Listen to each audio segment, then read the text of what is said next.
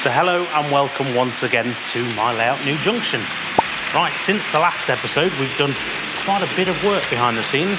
The station continues apace. We've now got lighting and some detailing, and also I've sided with user friendly operation over realism, believe it or not, on the corner in the track plan. And while I mention it, there are some new additions here on the layout as well to tease you with, but more on that later. Join me for the next episode here at New Junction.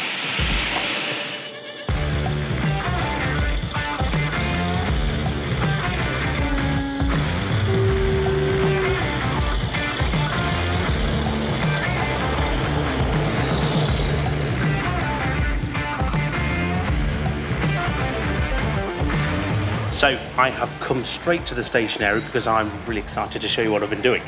Now I will say in the background I've turned all the trains off bar the Harry Needle 37 and my rail tour going round, just because too many and it gets quite loud, and I know some of you don't appreciate that, particularly through the microphone. So as this is going past, a lot has happened to this station. So as you can see, platform 1, as we mentioned the previous week with the other platform, we've added the fences in. Now they are sprayed and then put in,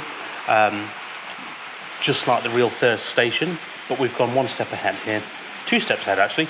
The first one being the addition of street lamps. Now these are DCC Concepts modern image street lamps, and they come in like a value pack of 6.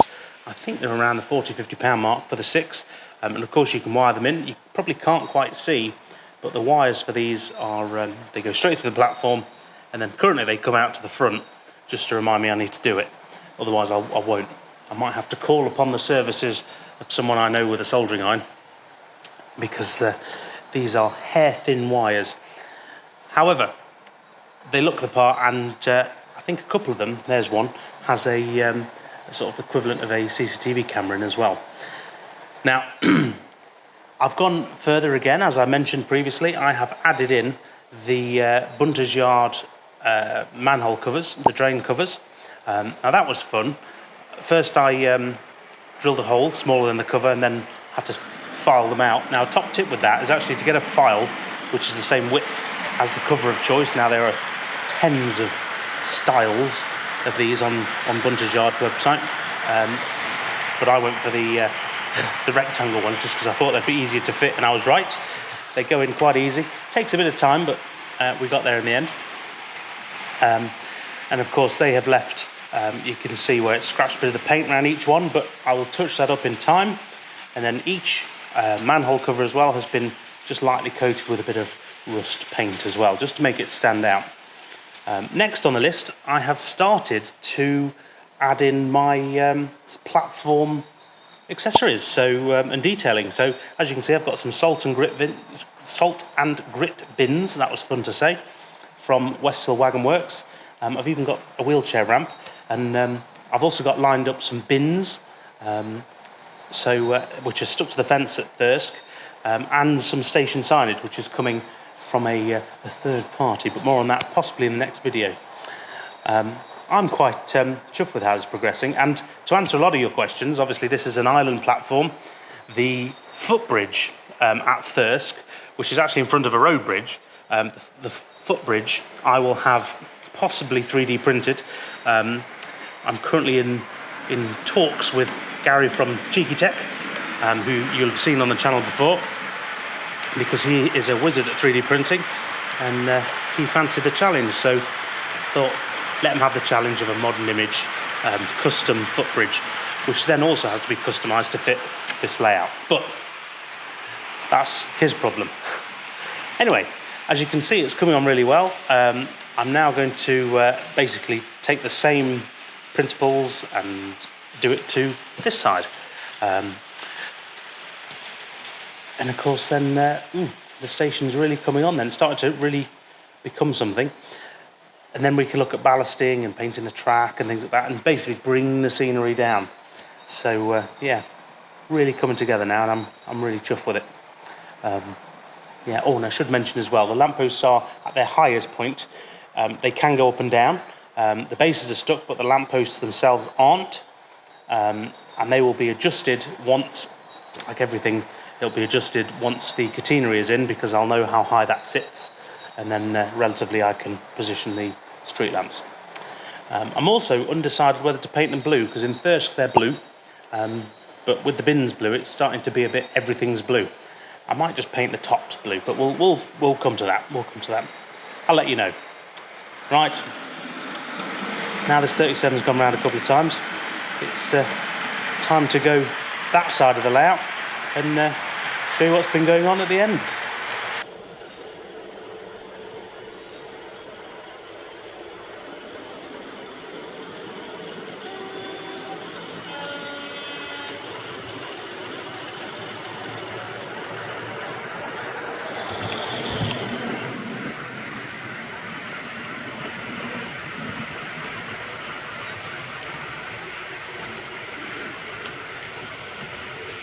So here we are on the end of the layout now. Now, as you can see, through the magic of camera, I have managed to beat the 37 coming round this corner. So this is the third line, so the third outside line on the main line, this being the remnants of the fourth. And as you can see, the third line, to give it enough space so it's reliable, is right on the edge of the baseboard. Sides to come, don't worry. So I had a bit of a think about this, because I thought in the long term we would extend the baseboard out, as I mentioned in the previous video. But I had a thought, because currently we have 4 loops, or will have 4 loops, and that will provide very little play value. So I had an idea. So this is an idea at present, but I've decided I'm going to do it. I'm going to put in curve point here and a curve point here. So in effect, if I put that there, what that'll do will allow me to not only run the 4 lines, but it also, as an operator, particularly in exhibition, will allow me to have a reason to use the signals before coming through the tunnel, and also a reason to stop a train and things like that, because especially if they've got to pass on to each other's same line. Now, I know ordinarily you'd probably do this in scene, but I think it does add to it by doing it off scene as well, because there's a reason now to not only stop a train at the station, but also a reason for things to overtake and whatnot. And then you've got to plan your services. So it's not just going to be 4 trains always running. There's going to be a mix, particularly in the what will be, viewing-wise, it'll probably be as good as the middle 2 lines. So while the inside 2 can just be left running, start and stop, and then you can overtake through the points on the scene, you will also be able to now have that extra added play value as an operator for the outside 2 lines, which in my mind seems to be worthwhile. So what I'm going to do, I've got these points anyway, I'm going to put them in, and I'm going to plumb in all the track, as it were, including the fiddle yard, and then I'll have a play and we'll see how it works. The other end will still be 4 lines, and there will still be a 4th fiddle yard for the 4th line, as it were, the outside line. So in theory, nothing else changes apart from this. Yeah, hopefully that'll add some real play value, particularly as from an operator point of view. Yeah, let me know what you think down below in the comments. Should I stick with the 4th line, extend the baseboard, or do I go with the 3 as I'm planning and yeah, give it a go? Wish me luck either way.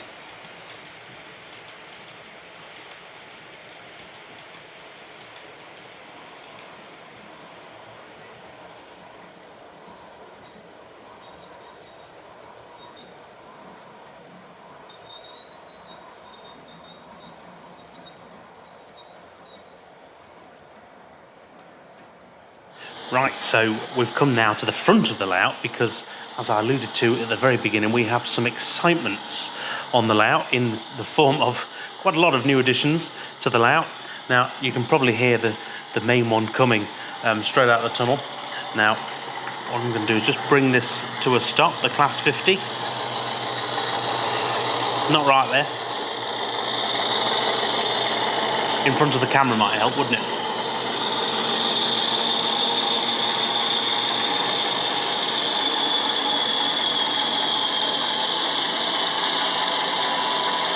How about that? Right, I'm just going to turn the sound off and then I'm going to talk you through what we've got. That was nice and easy, wasn't it?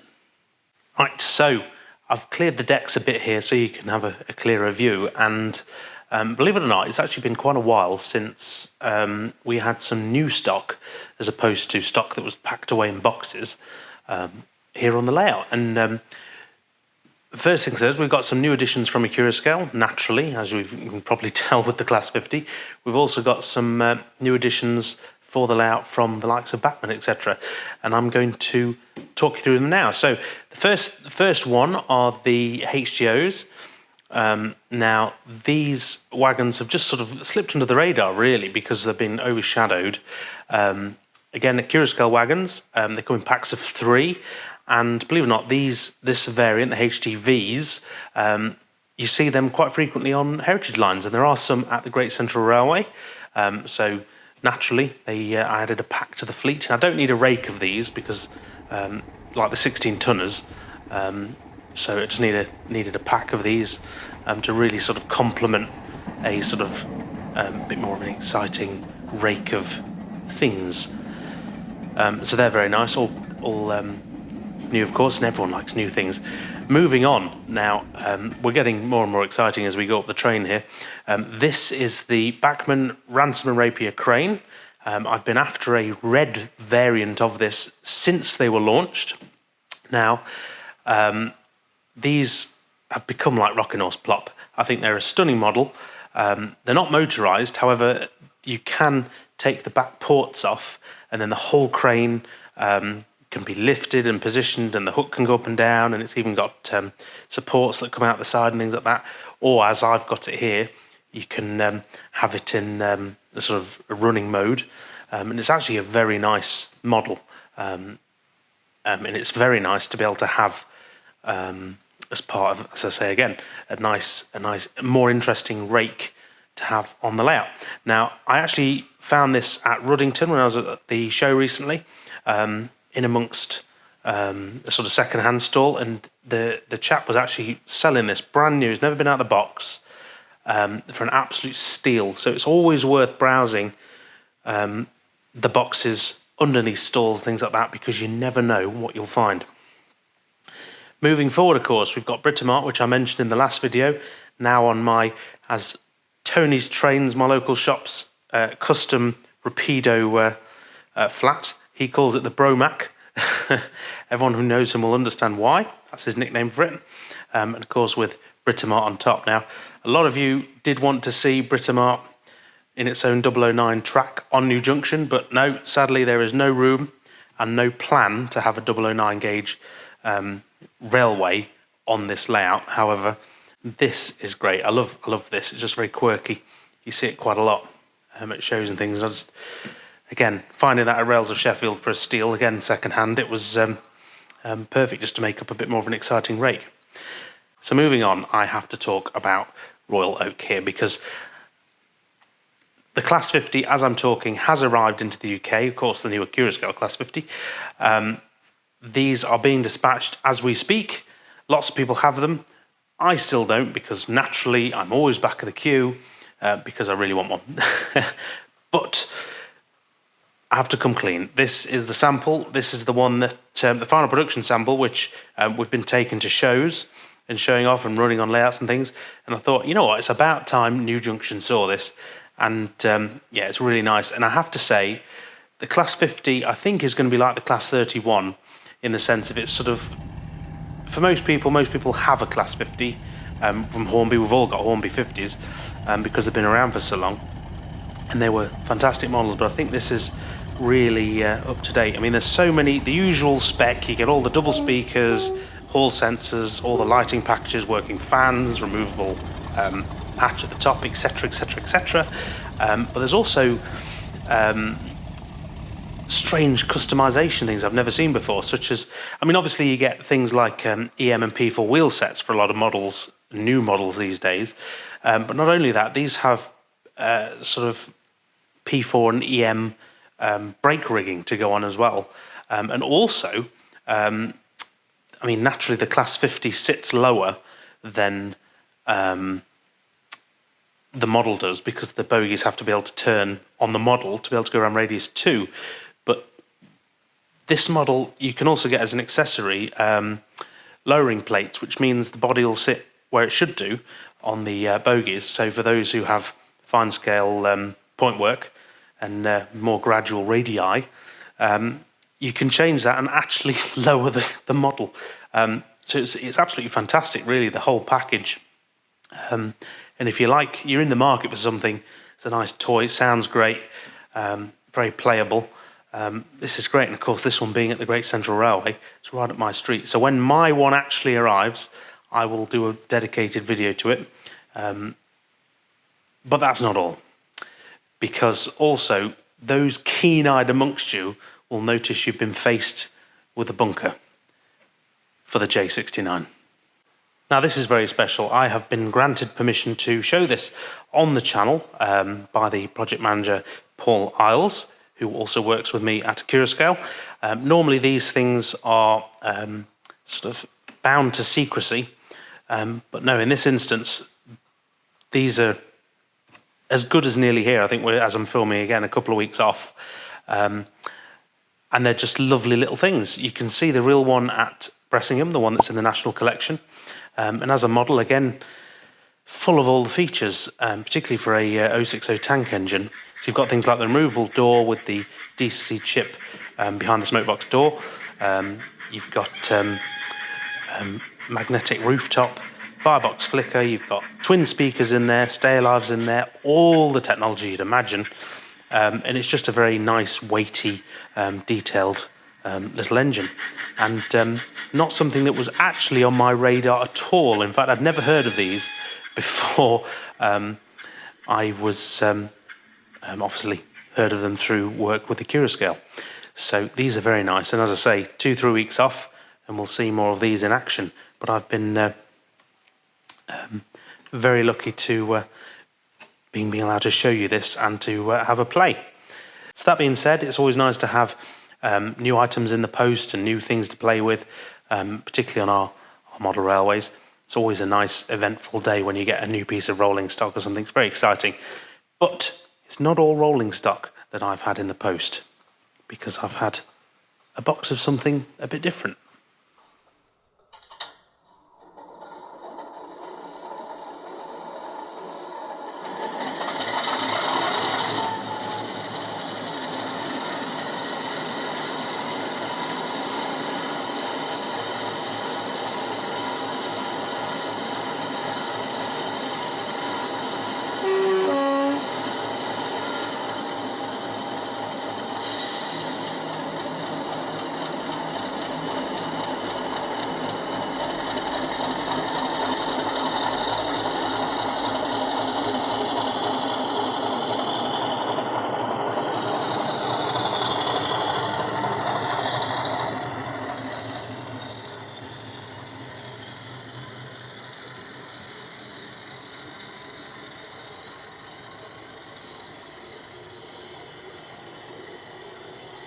Now, it's not all just trains and rolling stock that I receive at New Junction, because a matter of months ago now, because annoyingly, the timing was not the best, because I was just about to move the layout, but I actually got sent this box from the True to Scale people, which is a new company, and as you can see, they've sent me a lot of flyers to read.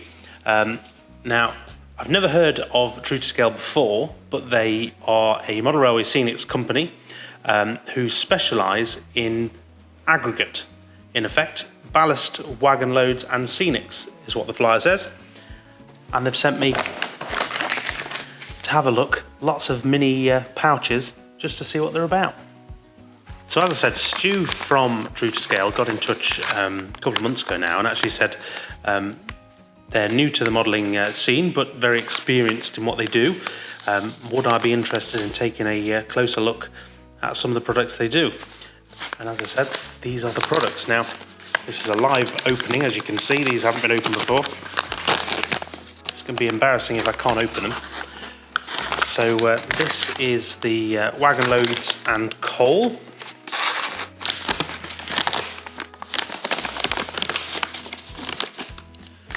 So I've never seen in these before.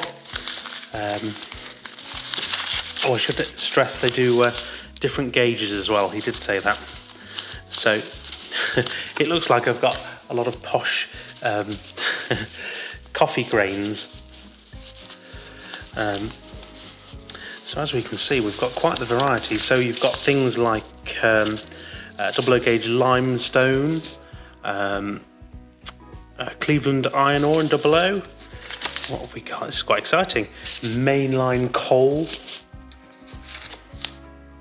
sand and gravel, universal siding, coal yard cover. Now that would be an interesting one, particularly around the station area actually. And then we've got an N gauge wagon load, which is also coal, so that'll be interesting to take a closer look at. So next in the unpacking is the presumably sample bag of double O gauge ballast. Again, live opening here. Blimey, I can show myself up there, I can't open the bag. I've got cold hands, is my excuse. So there we go, wanted to do that on camera but I couldn't. So, this is rather exciting, there's lots more colours. So we have, I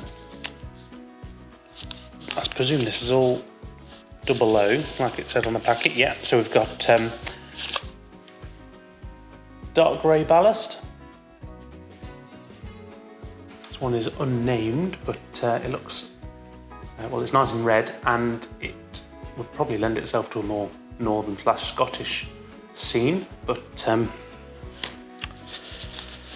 this is brown grey. Got the standard grey.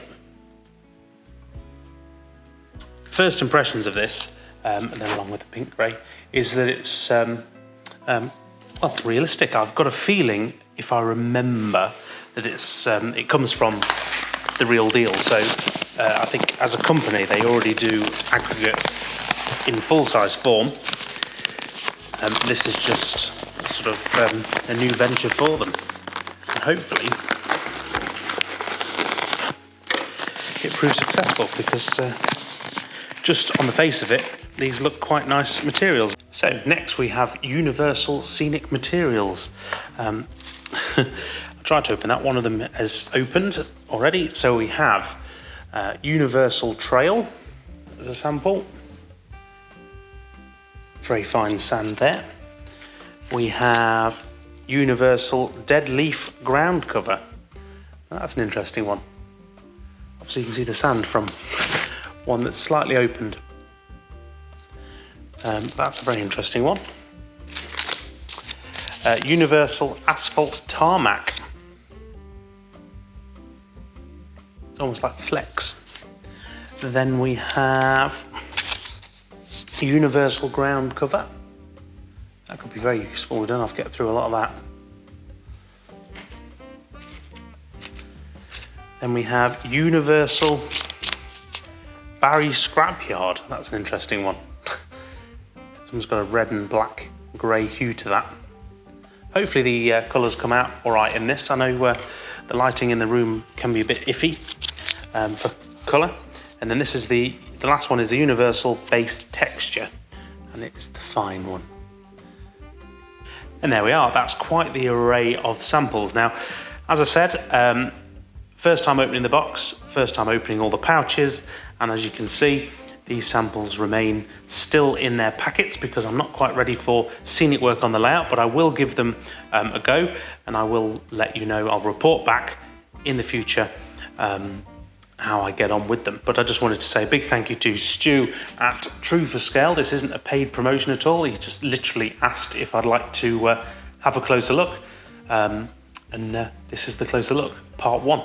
So that's true to scale. If you fancy doing your own bit of research and having a look into them, true2scale.co.uk, and you can buy or view online or via their Amazon store. So go and check them out if you fancy having a look at a brand new range of products. It's always quite exciting, isn't it? And of course, I'll be keeping you in the loop in future videos when I come to use some of these on the layout, and I'll give them a fair try. Nice and simple.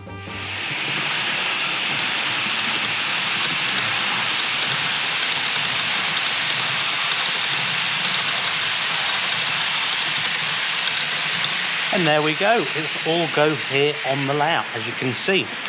Progress continues. I'm not quite sure which avenue I will go down next, possibly more track laying behind the scenes, making room for all the new arrivals which are pending. Videos coming up, obviously my actual Class 50s will arrive, and hopefully I'll have a closer look at those, because as I mentioned earlier, they're something quite special, even under the hood, dare I say it. Right, as ever, I want to say a big thank you to all the channel patrons and members, and of course, you at home for watching. Don't forget, if you'd like, you can subscribe down below, and it's completely free. And I'll hopefully see you very soon in the next video. But for now, I'll say bye for now.